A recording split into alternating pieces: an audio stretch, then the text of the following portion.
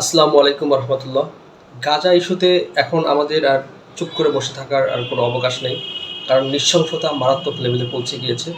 এখন আমাদের উচিত হবে যার যার অবস্থান থেকে এর প্রতিবাদ জানানো, যার যার অবস্থান থেকে যেটা করা দরকার সেটাই করা।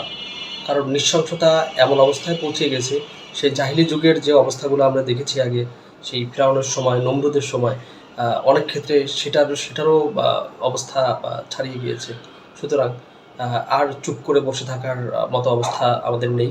আর গাজা ইস্যুর ক্ষেত্রে আমি একটা কথা বলব, এটা শুধু যে মুসলিমদের একটা ইস্যু এমনটা না।